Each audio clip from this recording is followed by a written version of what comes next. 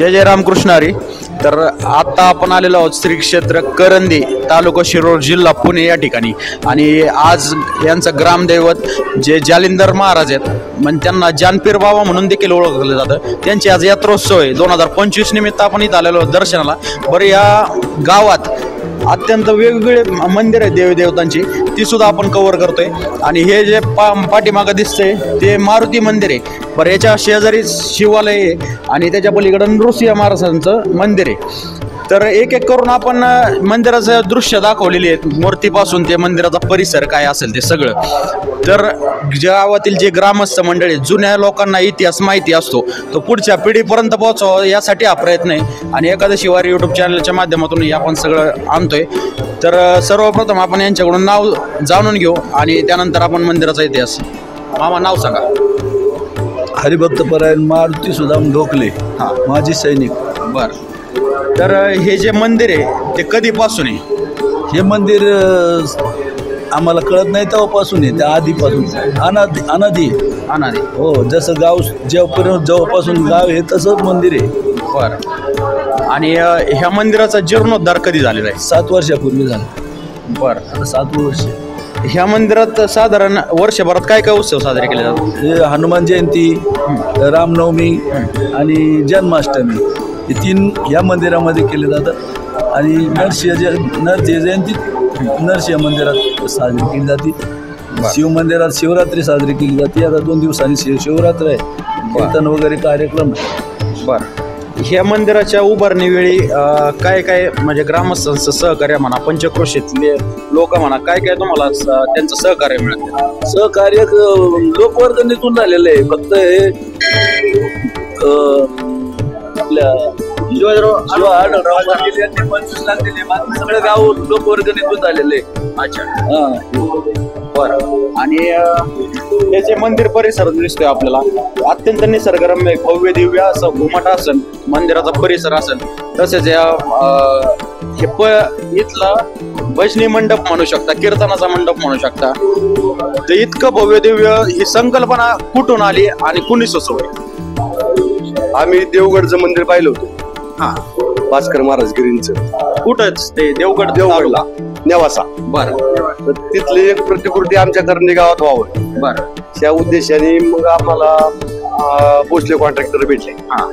त्यांना आम्ही संकल्पना मांडली की आम्हाला तशा पद्धतीचं मंदिर झालं पाहिजे, त्या पद्धतीचं मंदिर झालं पाहिजे. त्यांच्या माध्यमातून आणि सगळ्या गावकऱ्यांच्या माध्यमातून ही याचा ग्रामसभेत ठराव घेऊन एकतर्फी सगळ्यांचा निर्णय झाला की आपलं जसं देवगडचं मंदिर आहे तसं करंदी गावामध्ये एक भव्य मंदिर व्हावं.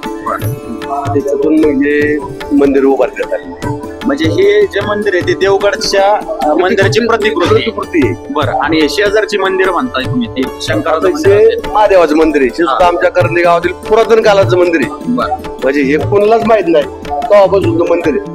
पण त्या मंदिरात सुद्धा आता गेल्या 2 वर्षामध्ये जीर्णोद्धार केलेला आहे. बरं, ही हनुमानाची मूर्ती पाहतोय आपण इथं मंदिरात बसलेली, इथं बाहेरच्या साईडला आहे आणि तिथे एक आहे. तर ही मूर्ती कुठून आणली आपण? आता ही जी मूर्ती आहे दक्षिणमुखी जी मूर्ती आहे ही पुरातन काळातली मूर्ती आहे. जुनी मूर्ती, पुरातन जुनी मूर्ती. आणि ही आतली जी मूर्ती आहे तर ही नवीन मूर्ती आहे. या टायमाला सगळ्या मूर्तींची आम्ही प्राण प्रतिष्ठा केली. त्याच्यामध्ये एक पूर्वमुखी एखादा मारुती असावा म्हणून त्याच्यात ही एक मूर्ती बसवली. बरं, आणि इथं हनुमान जयंतीला नेमके काय काय कार्यक्रमाचं आयोजन केलं जातं? हनुमान जयंतीला त्या दिवशी हनुमान जन्मोत्सव वगैरे दिवसभर कार्यक्रम चालतो. इथं कीर्तन महाप्रसाद सप्ताह असतो. आणि इकडे शेतात आपलं जंगलामध्ये मंदिर आहे. कुठलं? मठ विठ्ठल बाबाचा मठ आहे. बरं, वापर चिंदूर रस्त्यावर तिथे मारुती मंदिरच आहे. तिथं सप्ताह चालू असतो. तिथे सप्ताह चालू असतो. अच्छा. मग आता त्या सप्त्यामुळे इथं आम्ही सकाळचा जन्मोत्सव जे काय विधी मार्ग आहेत ते सकाळचे आम्ही करून मग तिथे जन्माला जातो. ते गावचं सप्ताह आहे, शे गावचंच मंदिर आहे. त्याच्यामुळं सगळे कार्यक्रम तिथे चालू असल्यामुळे इथं जन्मोत्सव साजरा केल्यानंतर तिथे जातो आम्ही. बरं, हे मंदिर पंचक्रोशीतल्या लोकांपर्यंत गेलं पाहिजे हा मानस या व्हिडिओचा आहे. आणि हे जे गावकरी मंडळी ते अत्यंत चांगल्या पद्धतीने या मंदिराची निगा राखणं म्हणा, हे परिसराची स्वच्छता करणं म्हणा, पावित्र्य काय असतं ते ह्या ठिकाणी येऊन समजतंय. म्हणजे डोळ्याचं पारणं फिरेल इतकं स्वच्छता आणि इतकं निसर्गरम्य नयनरम्य परिसर आहे या मंदिराचा. तर अवश्य भेट द्या या मंदिराला. जर तुम्ही करंदी गाव इथून चौकला जवळच आहे, शिक्रापूर चौकला, या ठिकाणी आल्यानंतर या मंदिरांचे अवश्य दर्शन घ्या. आणि विशेष जर पाहिलं तर हे फक्त मारुती मंदिर आहे. या मंदिरामध्ये सर्व मूर्ती आहेत. गणेशाची मूर्ती आहे, भैरवनाथाची मूर्ती आहे, विठोबा रखुमाईची मूर्ती आहे, श्रीराम प्रभूंची मूर्ती आहे, गोपाळ कृष्णांची मूर्ती आहे.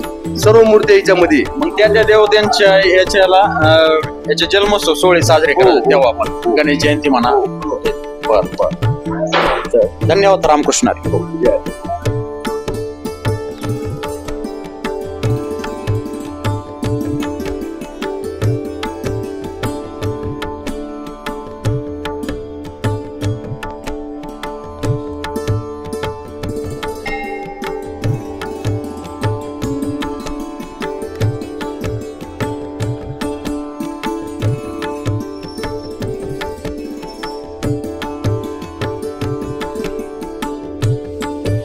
तर श्री क्षेत्र करंदी गावातील जालिंदरनाथ महाराज म्हणजे जानपीर बाबा यांच्या 2025च्या यात्रोत्सवाच्या दिवशी आपण हे शूट पूर्ण केलेलं आहे. आणि आता आपण यात्रेचं मुख्य आकर्षण म्हणजे जानपीर बाबाचं दर्शन घेणार आहे. करंदी व पंचक्रोशीतील नागरिक, 2 समुदायाची माणसं या मंदिरात दर्शनासाठी येत असतात आणि आपण सविस्तर माहिती त्याची स्क्रीनवर दाखवत आहोत.